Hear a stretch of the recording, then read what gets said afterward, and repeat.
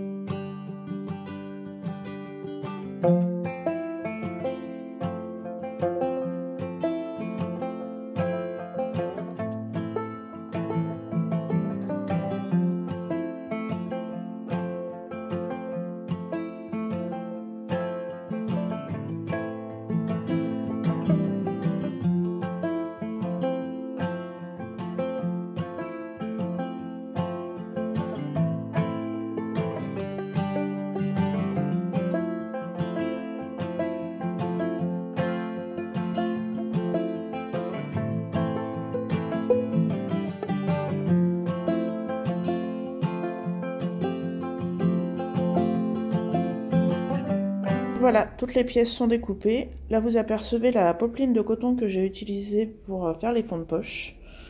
Voilà, tout est découpé et il reste plus entre guillemets qu'à assembler. Donc voilà, c'est parti.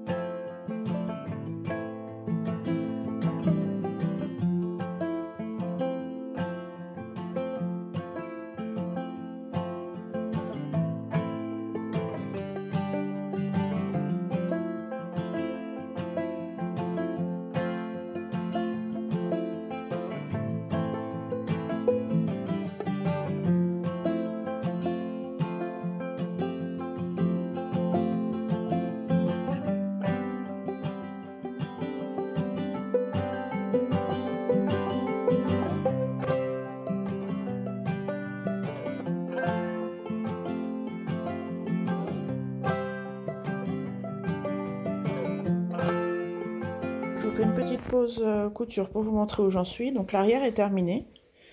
Donc j'ai assemblé les rehausses avec les jambes, des deux côtés évidemment. J'ai rajouté les poches plaquées avec le double surpiqûre. Donc là c'est les doubles surpiqûres fait une par une. Donc on voit, c'est pas très net par rapport à celle-ci faite à l'aiguille double.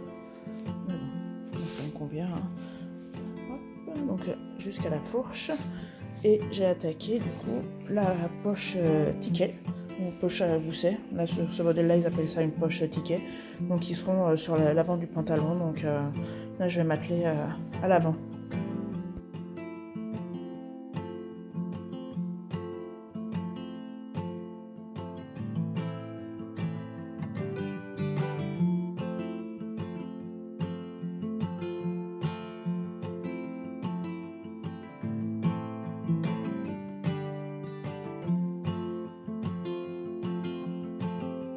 Et voilà, les deux poches avant sont terminées.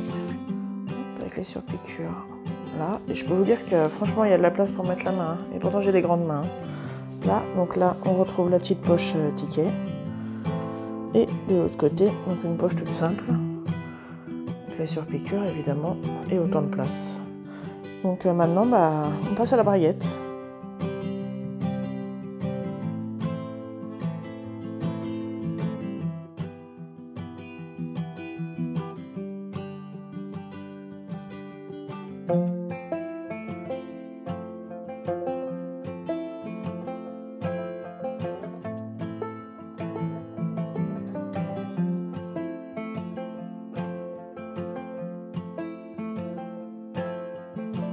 Et voilà, la braguette est terminée. Hop, donc en fait j'ai fini tout l'avant. Je vous montre ça en détail. Hop, la fermeture est claire, donc il sera coupé bien évidemment quand je ferai la ceinture. Hop, donc vous avez le soupon ici. Voilà. La double surpiqûre. Celle qui va jusqu'à la fourche. Hop. Je vous montre l'intérieur. Voilà le soupon qui est ici. Et la fermeture là, donc c'est une fermeture qui vient de chez Amazon. Voilà, donc la partie avant est terminée. Il me reste encore donc les passants à faire, la ceinture et puis l'assemblage final.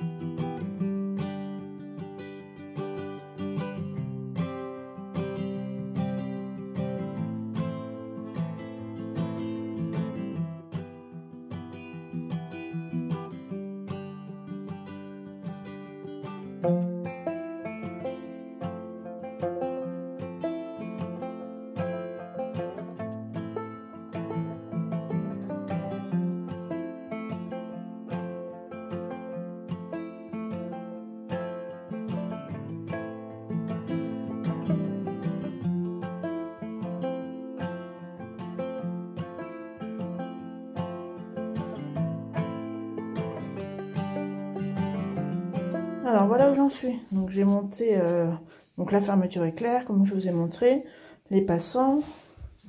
J'ai fait les petites surpiqûres sur les côtés. Je sais pas si on voit très bien. Hop. Bon, moi je trouve qu'il tombe plutôt pas mal. Hop. Voilà. Du coup j'avais rallongé de 5 cm mais je pense que c'était pas très utile parce que vous voyez il est très très long. Mais bon ça c'est pas grave, je pourrais recouper au moment des ourlets. Donc là il me reste juste la ceinture et puis incorporer les passants qui sont là. Hop, ça c'est la fermeture éclair donc qui était trop longue que je vais recouper. Et voilà, puis on arrive à la fin. Hein. Donc la braguette qui est là. Du coup là je l'ai enfilé sans enlever la fermeture éclair parce qu'il est tellement élastique, hyper confortable. Donc voilà, je verrai après avec la ceinture, mais voilà, je suis plutôt très très contente. Et là c'est le moment où je dois me confesser, je dois vous avouer. Le pantalon que vous venez de voir que j'ai essayé n'est pas celui que j'ai cousu au début de la vidéo, puisque celui de la vidéo, il était beaucoup trop large. Donc je ne sais pas où ni comment j'ai trouvé les courages, mais je l'ai fait. J'ai absolument tout démonté, les surpiqûres que j'avais faites, toutes les coutures bien évidemment. J'ai juste laissé la poche ticket et j'ai retaillé des fonds de poche donc dans la popeline de coton, parce qu'il m'en restait encore un petit peu, heureusement. Et franchement, c'est pas du tout mon genre, mais je sais pas, comme j'étais lancée dans la vidéo, et franchement, voilà, je voulais pas le laisser de côté comme j'ai pu faire sur mes premiers jeans. Donc voilà, j'ai tout démonté, j'ai tout recousu, vraiment j'ai trouvé de la patience, c'est pas du tout mon genre. Je vous avoue, je me suis un petit peu énervée contre moi-même quand j'ai vu que c'était vraiment trop grand. Mais voilà, donc c'est pas la faute du patron, je pense que, en fait, sur le tableau des tailles, des mesures, j'étais sur plusieurs tailles, j'ai pas voulu m'embêter à grader. Mon jean est très souple, comme vous avez pu le voir, très élastique, donc je pense que ça joue aussi. Donc voilà, j'ai recoupé 2 tailles en dessous, et comme vous pouvez le voir, c'était beaucoup mieux. Donc voilà, j'espère que vous me pardonnerez pour ce petit tour de passe-passe. Et voilà, mon jean est terminé, j'en suis vraiment contente, il est hyper confortable.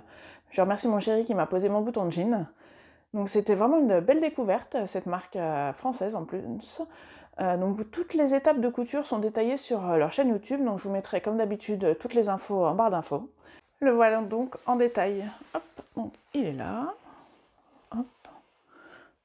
Donc il est un petit peu plus bleu que ce que vous voyez. Donc j'ai mis ma petite étiquette. Hop. Il va faire le point. Donc le bouton de jean.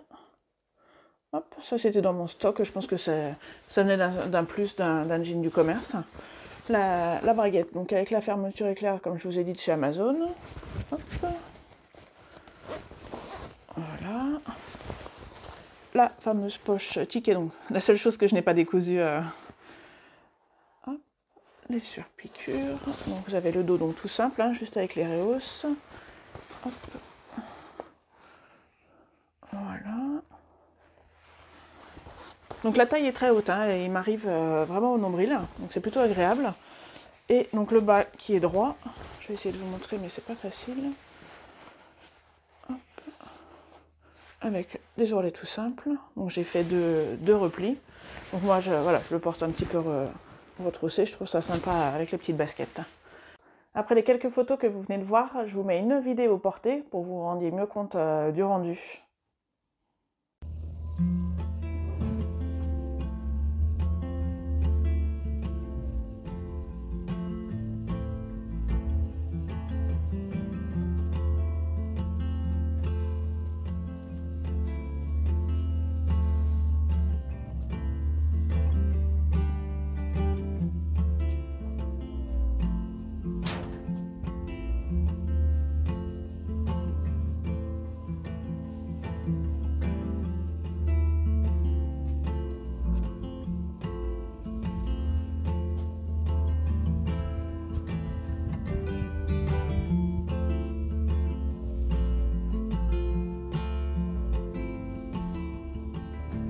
J'espère que ce format de vidéo vous a plu. N'hésitez pas à mettre un petit pouce bleu, un petit commentaire, j'adore vous lire, comme vous le savez, et à vous abonner à ma chaîne. J'espère vous retrouver rapidement.